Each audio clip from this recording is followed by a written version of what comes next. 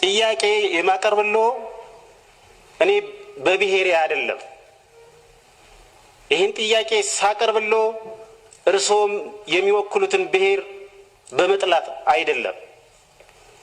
ምላሽና ማብራሪያ ሲሰጡም ለጥያቄ ብሔርዎንና ምናልባት የመንግስት ግልበጣ ሴራ ነው በሚል ምላሽና ማብራሪያ እንዳይሰጡ ከወዲሁ አደራ ማለት እፈልጋለሁ። ክቡር ጠቅላይ ሚኒስቴር፣ በዚህ ምክር ቤትና በተለያዩ መድረኮች ስለ እርስዎና ስለሚመሩት የአስፈጻሚ መንግስት ተጠይቅ ሲቀርብቦት ለተጠየቁ ምላሽ ከመስጠት ይልቅ ጠያቂዎችን የሚያጥላላ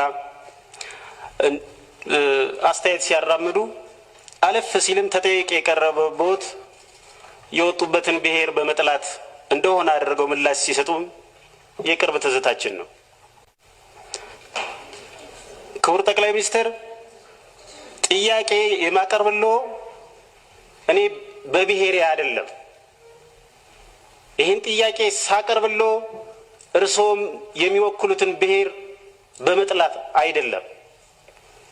ምላሽና ማብራሪያ ሲሰጡም ለጥያቄ ብሔርዎንና ምናልባት የመንግስት ግልበጣ ሴራ ነው በሚል ምላሽና ማብራሪያ እንዳይሰጡ ከወዲሁ አደራ ማለት እፈልጋለሁ።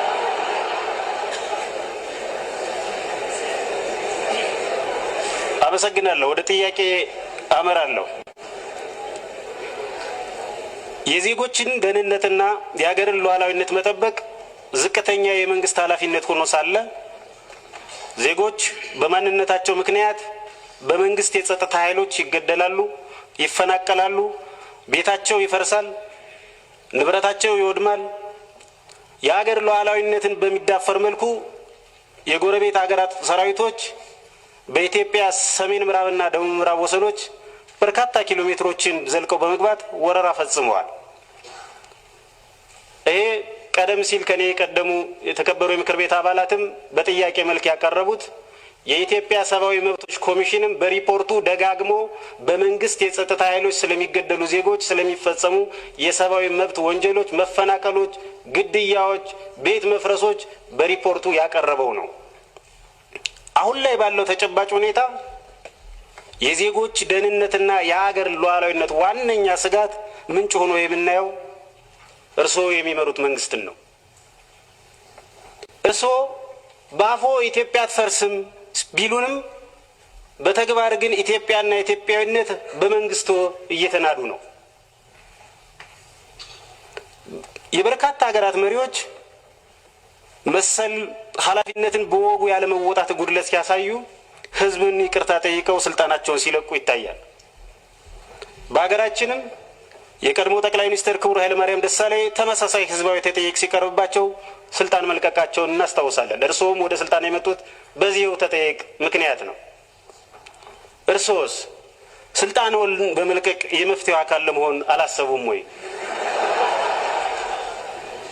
በሰብአዊነት ላይ በተፈጸሙ እንዲሁም በማንነት ተኮር የዘር ማጥፋት፣ የዘር ማጽዳትና የማንነት ማሳሳት ወንጀሎች ተጠያቂ ለመሆን ምን ያህል ዝግጁ ነዎት?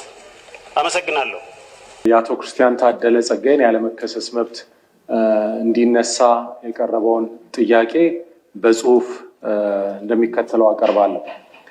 የፌዴራል ፖሊስ ኮሚሽን የወንጀል ምርመራ ቢሮ በተጠርጣሪ አቶ ክርስቲያን ታደለ ጸጋዬና አባሪዎቹ ላይ የወንጀል ምርመራ መዝገብ በማደራጀት ምርመራ አከናውኖ መዝገቡን ልኮልናል።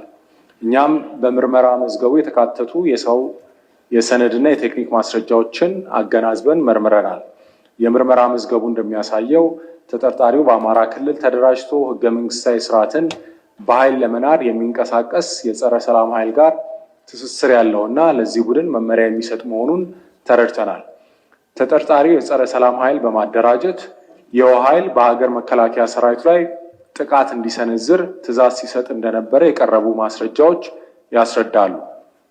በተለይም ተጠርጣሪው ቋሪትና ደጋዳሞት አካባቢ ለሚንቀሳቀሱ ታጣቂዎች በሰጠው መመሪያ መነሻ የጸረ ሰላም ኃይሉ ጥቃት በመክፈት የሀገር መከላከያ ሰራዊት፣ የክልል ጸጥታ አካላትና ንጹሃን ዜጎች ላይ የህይወት መስዋዕትነትና የአካል ጉዳት ደርሷል፣ ንብረት ወድሟል፣ የማህበረሰብ ኢኮኖሚያዊና ማህበራዊ አገልግሎቶች ተስተጓጉለዋል። ይህ የተጠርጣሪው ድርጊት የሽብር አዋጅን ለመከላከል በወጣው አዋጅ ቁጥር 1176/2012 አንቀጽ 3 እና ተከታዮቹ እንዲሁም በ1996 ዓ.ም የወጣው የወንጀል ሕግ አንቀጽ 238 እና ተከታዮቹ ስር የሚያስከስስ ከባድ ወንጀል ነው። ስለሆነም በተጠርጣሪው ላይ በፍርድ ቤት ክስ ማቅረብ እንድንችል የተጠርጣሪውን ያለመከሰስ መብት በኢፌድሪ ሕገ መንግስት አንቀጽ 54 ንዑስ አንቀጽ 6 እና የኢፌድሪ የሕዝብ ተወካዮች ምክር ቤት የአሰራርና የሥነ ምግባር ደንብ ቁጥር 6/2008 አንቀጽ 115 መሰረት እንዲነሳ በማክበር እንጠይቃለን።